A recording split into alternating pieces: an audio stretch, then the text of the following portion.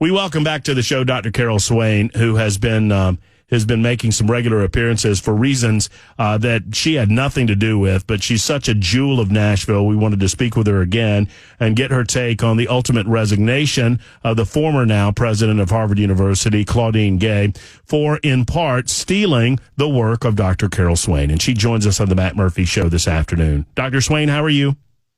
Good afternoon. I'm a bit worn out from all the interviews. It's been a whirlwind since December 10th. There was a brief reprieve, and then January 3rd or 4th, it's back at it. Could you ever have I mean, you're the publisher of, you're the author of so many books. You've published so many books. I don't imagine that this was high on your list of things that would happen to you in 2023 into 2024. You know, I'm a very devout Christian believer. And my book, The Adversity of Diversity, it was not selling very well. But when it was revealed that I was among the people that Claudine Gays had plagiarized, all of a sudden my book sales shot up. And just the whole issue that the president of Harvard University plagiarized in her dissertation parts of my work, it has really dramatically impacted my life. Some ways negative, but I think in the long run, it'll be positive. I am fascinated with the excuse making that's going on, not necessarily by Claudine Gays herself, although there was some of that in her resignation letter, but more over from the political left who want to excuse her plagiarism and who want to present a narrative that this was done as an attack on her because she's an African-American female. And yesterday, Dr. Swain, it's almost with a detached amusement that I note that, wait a minute, she's accused of stealing the work of another African-American female by the name of Dr. Carol Swain. So how in the world could they present this as some form of racist attack? Because they totally ignored me. And some of the things you may not know is that my attorney had a letter delivered to Harvard. Today they got the hard copy. Yesterday they got the email demanding the answers to certain questions and also staking out my position as far as my own rights. That happened, and then that afternoon Claudine Gays had an op-ed in the New York Times. Part of the issue is that Claudine Gays and the Harvard Corporation, in their statements, they have never acknowledged any wrongdoing, and all of them blame either the right wing or racism for the questions being asked about Claudine Gays. And I'm certainly not motivated by racism. I'm motivated by a concern about high academic standards. And the letter that was delivered to them today, which is on my Twitter page, it just asks some straightforward questions about what constitutes plagiarism. And if a person plagiarizes their dissertation, would that call their degree into question? And there are about 5 questions that my lawyer presented to them, and we gave them until Monday to respond. Well, hopefully they will, and hopefully we can have you back to tell us how exactly they respond. I want to back up for a moment to help folks understand, because most of us do not regularly engage in scholarly writing. You do, Dr. Swain. What fail-safes do you utilize when you write, when you are the author of very, very high-level concepts like you've authored over these many years? What do you do to make sure that you are not inadvertently regurgitating the work of others? Is there a process that you go through? Well, it's not a process that I go through. I, like you and probably everyone else, we were taught in school not to plagiarize and not to put quotation marks around work that you take from another person. And if it's more than 3 or 4 sentences, you do a block quote and you put a citation. And I think that most scholars, like me, we have lived in terror that we would accidentally plagiarize. Right. But the whole idea with Claudine Gays is this is not like 1 or 2 accidental instances. Last count, it was up to 50. So I was the one that coined the phrase that she's a serial plagiarizer. These are not accidents, and there are two direct places where she plagiarized my work. But my contention is that her whole research agenda comes from my prize-winning book, Black Faces, Black Interests, the Representation of African Americans in Congress. And part of what brought her down is that, we do have all this plagiarism software now. That's kind of new, but there had been allegations apparently over the years that she was plagiarizing.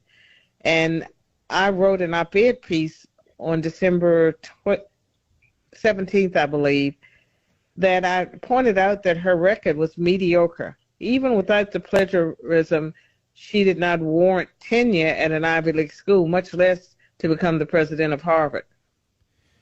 Dr. Carol Swain, our guest, Nashville resident, talking about her experience over the last month concerning Claudine Gays' obvious plagiarism and her involvement in that plagiarism.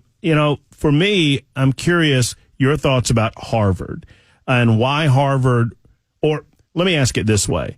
Do you believe that in an examination of her work that it was possible that Harvard University did not see the plagiarism that seems so obvious to us now when you compare your work to hers, when you compare other work to what she claimed to be her own? The instances of plagiarism are numerous. 50 is the count that you just cited, and that's the one that I'm seeing as well.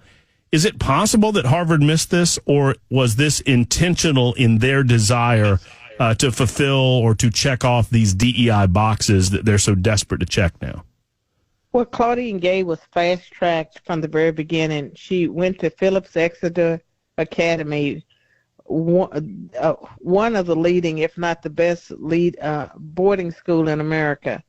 So she had an elite education. She didn't go to some inner-city high school. She comes from a wealthy Haitian family. Her undergraduate degree is from Stanford. Her PhD is from Harvard. And she has won prizes for her writings. We know that dissertation was plagiarized. She got a prize for that. And her undergraduate thesis, I don't know if anyone ever looked at the undergraduate thesis, but I think that she had the right pedigree. And even though her work was mediocre, they pushed her through. And I would even contend that after reading her dissertation, even rereading my own dissertation, rereading my book, reading her work, it's almost like she was trying to counter the ideas that I had in Black Faces, Black Interests. That book won 3 national prizes, was cited by the U.S. Supreme Court in 2 cases, and it just had a major impact on the field of representation, a research field of representation. And so there are many studies that came out of Black Faces, Black Interests by other people. What troubled me about Claudine Gay, more than just the 2 places where she stole language, is that in her articles that were clearly drawing on my research, she's not citing me where I should be cited.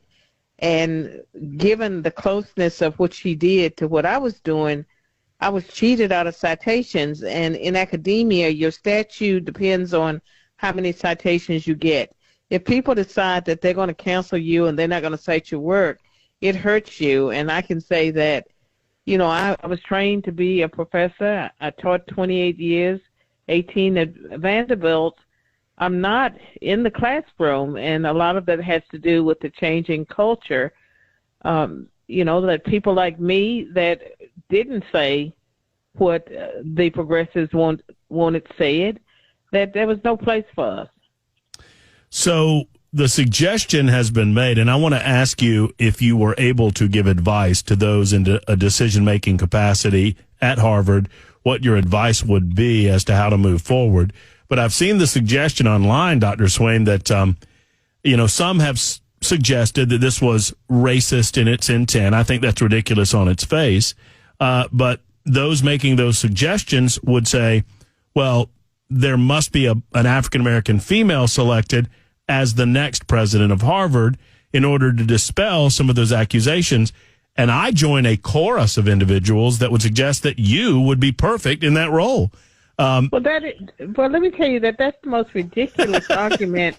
That because for one thing, they picked her because of their desire to virtue signal. Right. They were concerned about social engineering.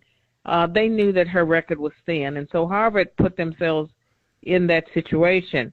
I think Harvard should be seeking the best available person, but not a DEI appointment.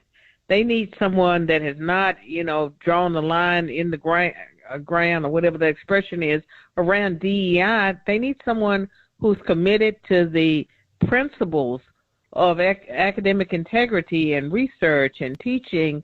They don't need someone to push a political agenda or Marxist agenda. So I'm hoping that they will abandon this DEI quest that got them into trouble in the first place.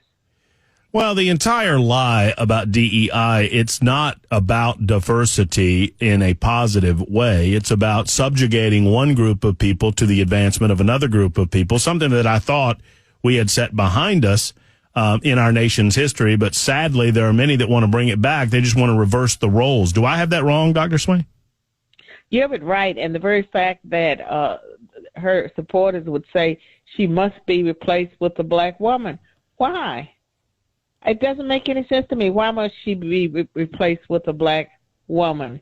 It seems to me she needs to be replaced for the good of Harvard and for the good of the nation and Harvard's influence with the best available person, regardless of race or sex. And it might be a white man. It might be an older white man, someone over 60, but the best available person to move the university forward and try to help it reclaim the statue it once had in the world. It has lost ground, and I don't see it being turned around by any DEI appointment. And another thing that's really troubling is that Claudine Gays gets to keep her position on the faculty, her $900,000 a year salary, when, in my opinion, and in the opinion of many people that have looked at her record, she was never qualified to be on the faculty in the first place, and she should have been fired because of the plagiarism. And they could have paid her a going-away fee or whatever they wanted to pay her. But for her to remain on the faculty while she has not acknowledged any guilt and she's blaming racism rather than her own actions, I want to see an adult woman take responsibility for the choices she made that put her and her institution in the spotlight. Dr. Swain, if you had the opportunity to offer advice to Harvard or any of these other schools, I mean, Harvard is just the best example of these once esteemed universities that have fallen by the wayside in disgrace. What would your advice be to them? First of all, they're not helping the groups they purport to want to help. It doesn't help racial and ethnic minorities when you lower the standards and argue that it's necessary to lower the standards to get people in those positions. Long before the DEI regime became so aggressive, there were people that were in those institutions. They were meeting the same criteria. And I can tell you that when I got early tenure at Princeton, the standard was you had to have path-breaking work. Your work had to be seminal, and you had to have a book. Claudine Gays has never published a book. All of her articles, her 10 articles over a 20-year career, are riddled with plagiarism. That harms black people. And this is a person who's had a world-class education, and I think that they're not doing black people or any racial and ethnic minority a favor when they go to the mat fighting for this woman, trying to say that her own actions are not responsible for her situation. And she failed to measure up by objective standards, clear objective standards, and plagiarism used to be enough to get a person fired.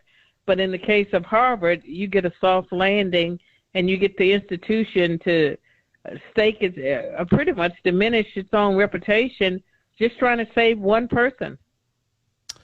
Dr. Carol Swain is the author of The Adversity of Diversity. I encourage you to get the book. And a lot of folks want you to know, Dr. Swain, as they listen to you and our conversation, a lot of my listening audience are telling me to tell you how much we love the fact that you are associated with Nashville, Tennessee. You're an absolute national treasure. And thank you for spending the time to get the good word out to so many people across our country. And thank you for spending a little bit of time with us this afternoon. Well, thank you, too. And I hope everyone has a great new year. Maybe some good things will happen, and maybe this is part of it. Dr. Swain for Harvard president. I'm starting the push right here. Thank you, Dr. Swain. We appreciate you. Bye. Take care.